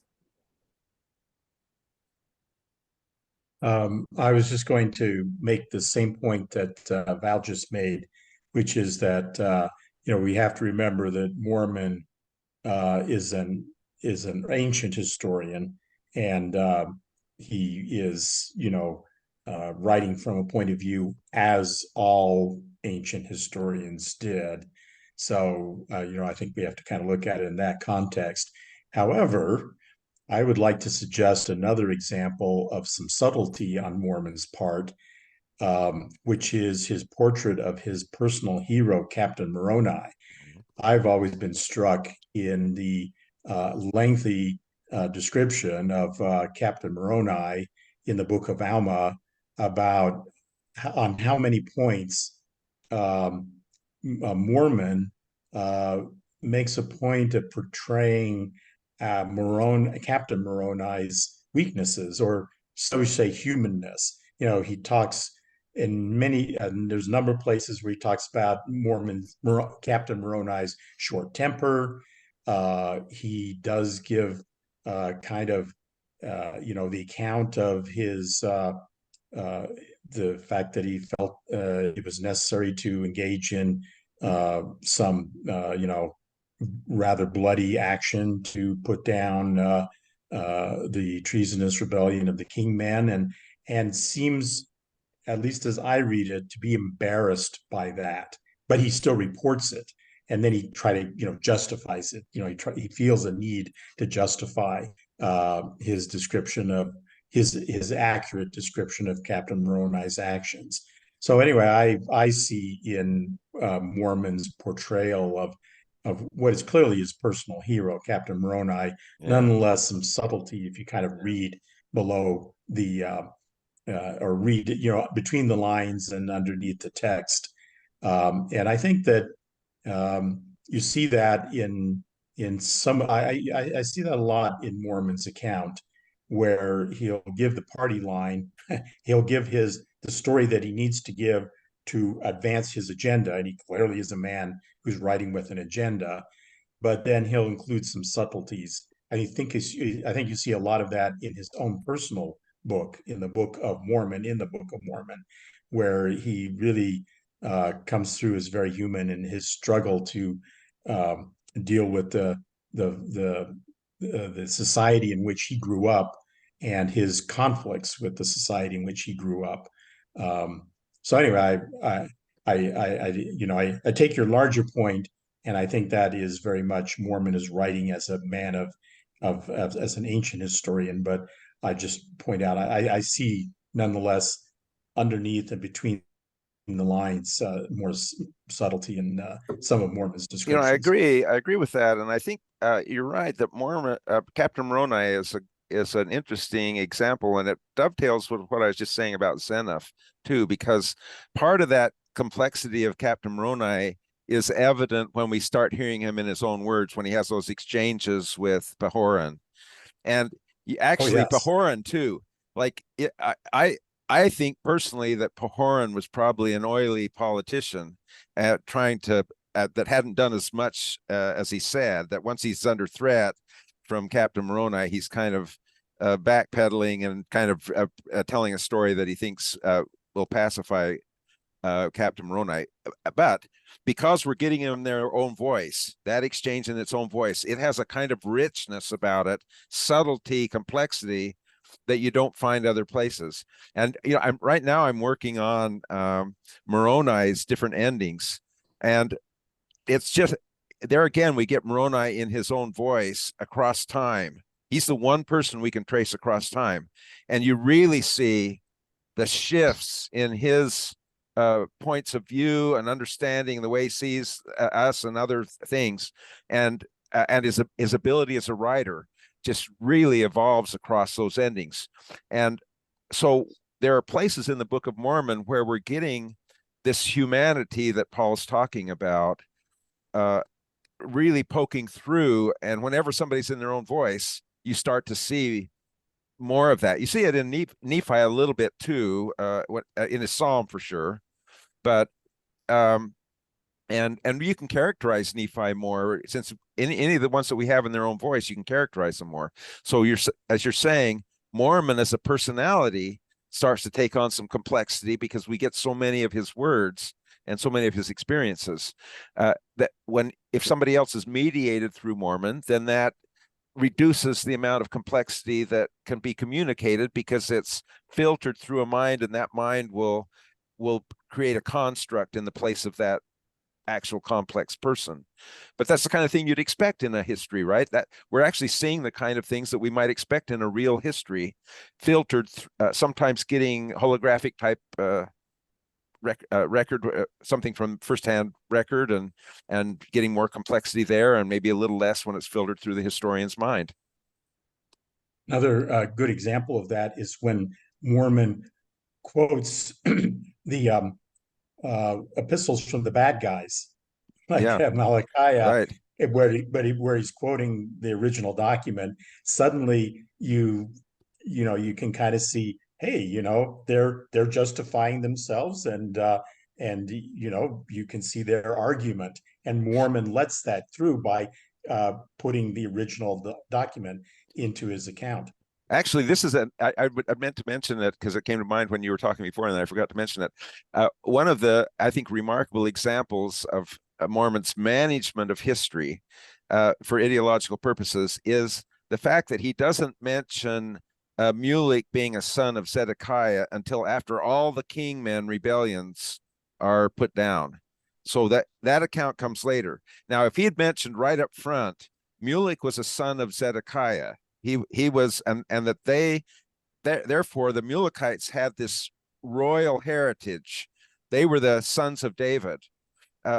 If he'd mentioned that at the beginning of the book of Alma, it would have undergirded the competing ideological claims and provided some support. So people might have said, well, yeah, these kingmen, they're all direct descendants of David. They do have a right to rule. You've given up Mosiah gave up the right to rule. The descendants of David, maybe they have a case for the governance coming back to them, but he doesn't say it right then. He only tells us after they've been defeated, after it's no longer an issue. Then he slips in this important detail that would have been very much a part of the argument during those Alma places. So Mormon is managing this as a partisan, but he's a good enough historian that he still throws in a lot of stuff that we can make begin to see the complexity.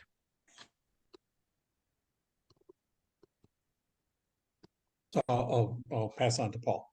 Okay, Thank you. I want to address that matter of complexity as well, because the literary complexity that you're addressing here tonight, particularly with the embedded stories and the frame narrative, that's the kind of thing that seems so improbable for Joseph Smith to be able to pull together out of his own imagination, out of his own creativity.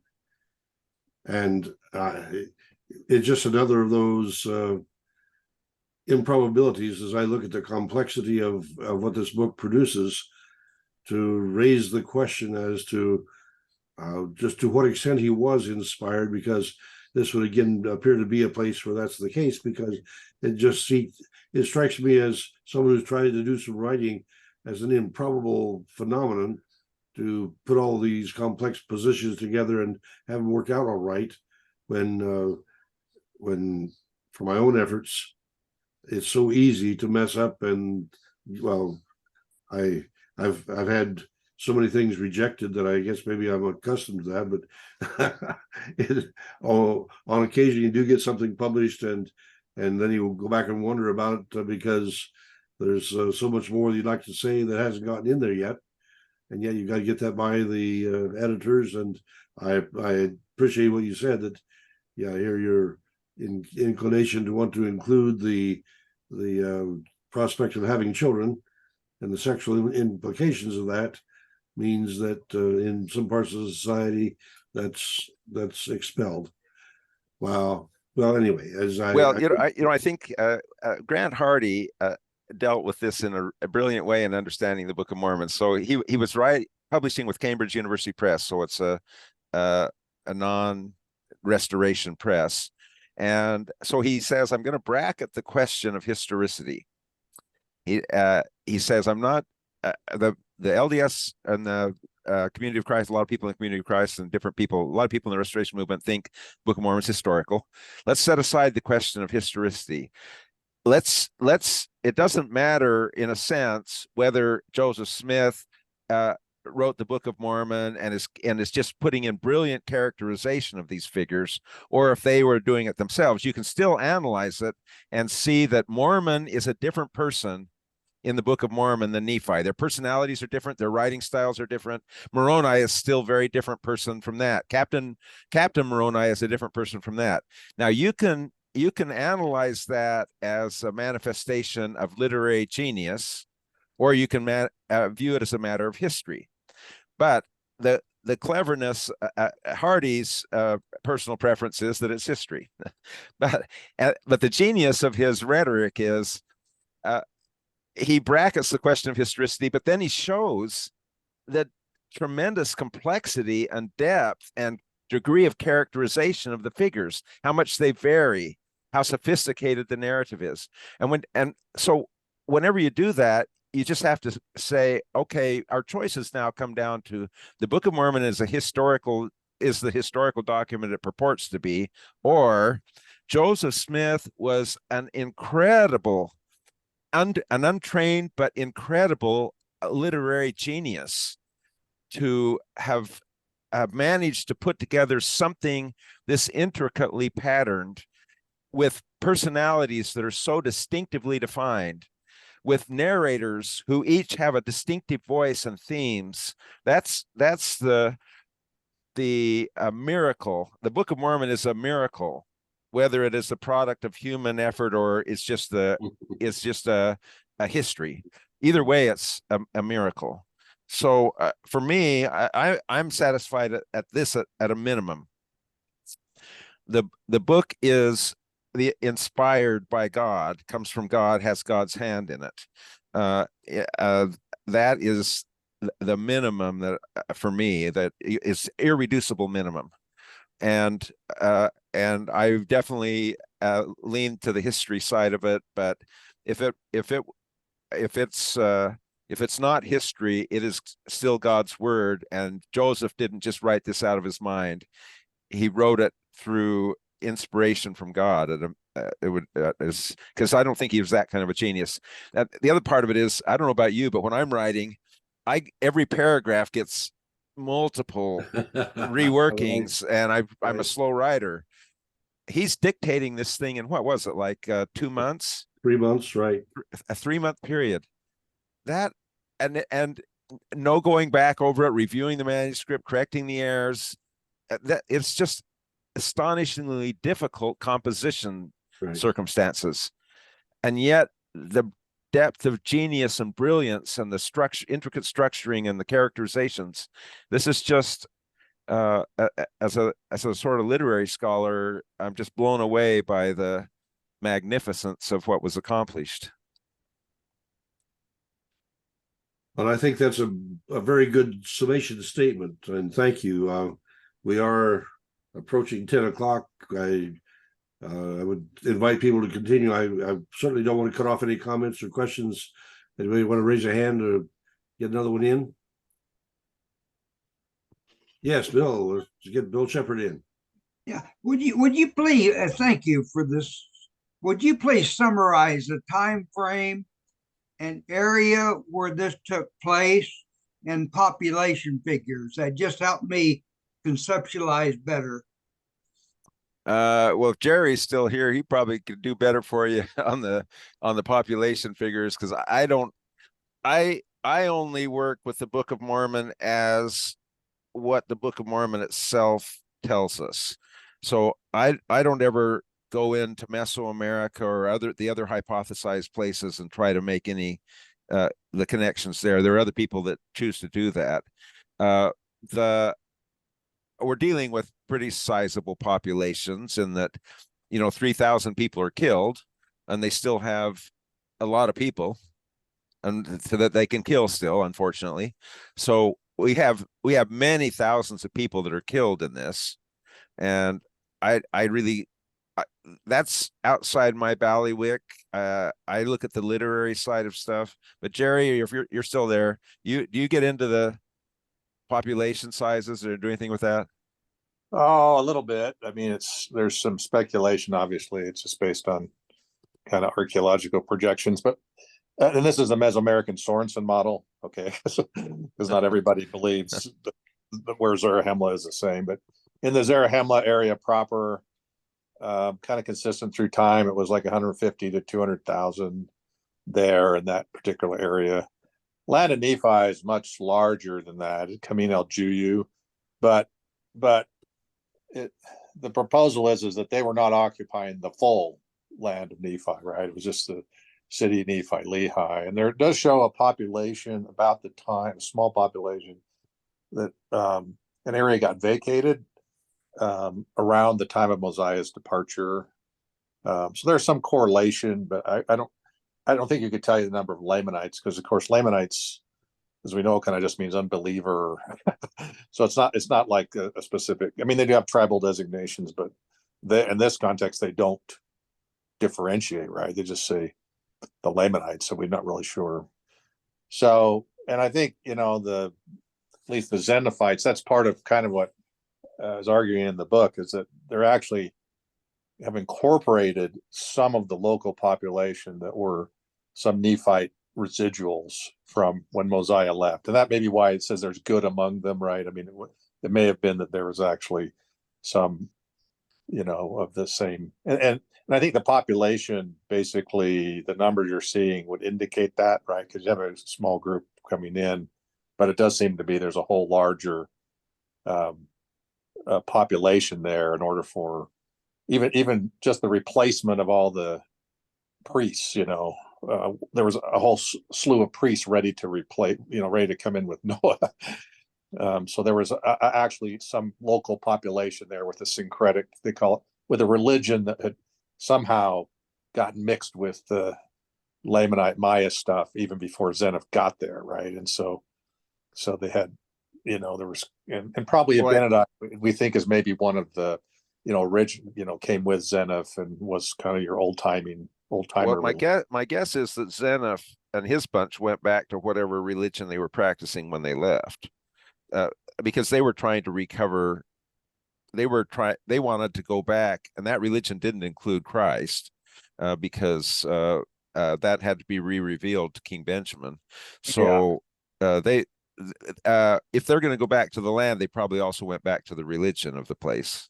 Right. Yeah. And I'm just saying, so there was some transition where you actually had, them in charge, meaning culturally and religiously, but then it seemed like there was some counter religion active that then all of a sudden just replaced everybody, So I don't know. I mean, again, you're kind of just reading the tea leaves a little bit.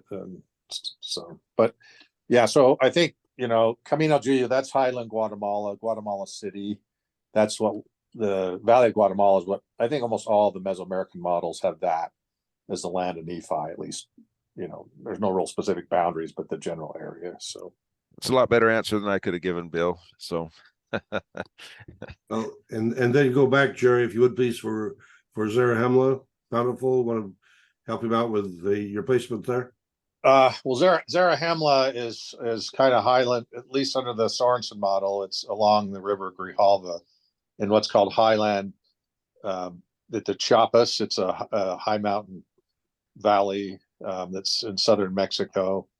And that's where you have like the current cities are like Tuxtla Gutierrez, is kind of the main capital, but the ruins in there are like Capo di Corzo, and then Zarahemla proper, the city Sorensen has that is called as Santa Rosa, but it's under a reservoir right now. So I mean, they did some excavation before the reservoir got put in. So, but they didn't really have, as Paul knows, a lot of people dig where the temples and the buildings are, but they don't look at the whole urban population surrounding it. You know what I'm saying? And so usually they just have to guess, okay, the city center was this size, so we're assuming this much population surrounding it. So those numbers, 150, 200,000, that's kind of the general estimate, but it may be more or maybe less, so.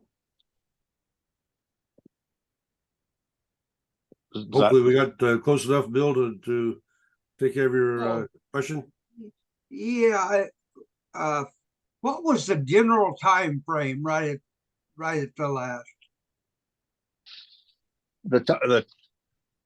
This for Val or for me is. I think you got it, Jerry. Oh, okay. Well, yeah, you're talking about for the whole period of the Zeniff, like when Zeniff left and then when Limhi came back. Is that kind of the period you're talking about? Yes. Yeah, I've let me look up, kind of got it exact. Got it laid out here. This is one of my books. Let's see. I think it's about 150 years before Christ.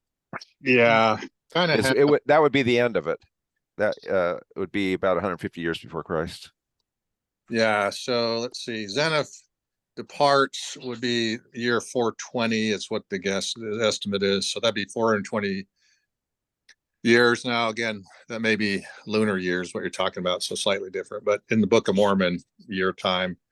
So they have him departing at 420, and then people of Limhi return somewhere around 480 with Ammon. So maybe 60 total years if they were away. But, there's a little bit of play in that.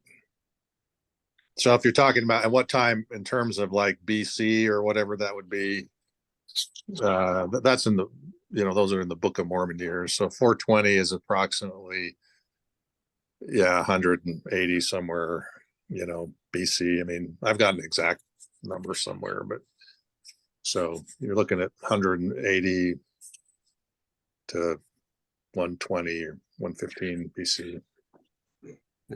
It's not really marked. There's not very many markers there, right? And so you kind of have to interpolate between when things are happening, because you have three areas. You have basically Zeniff, then you later have Zeniff.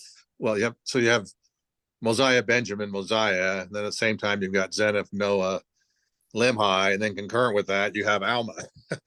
So you actually have three different groups you're tracking during the same exact time period. Although Alma came back a little later than the Limhites did. So back to Zarahemla. And if I can, Jerry, I'm curious how your book on the calendars is coming. Well, I was listening to Val. I was trying to do part of the index, but his presentation was too interesting, so I didn't get much time. All right, so you've got pretty close to completion then. Yeah, I just got to finish the index, and then I'll publish the PDF online before I even publish. Then because I send in for hard copy publication, but that takes a month or two. But I'll put it online as soon as I have the PDF available. We want you to come and present on it when you're ready. Okay. Thank you. Wow. Neat stuff, ladies and gentlemen. Thank you, Val. Thank you, Jerry. Thank you, Bill. Thank you. Let's see. I don't see the other people still on. But James and everyone else has been contributing to the discussion this evening. James is still here. Say again, Deb? James is still with us. Oh, okay. Well, there he is. Hi, James. Yeah. All right. Well, my thanks to all of you that contribute. I think it's time to say good night, so I will.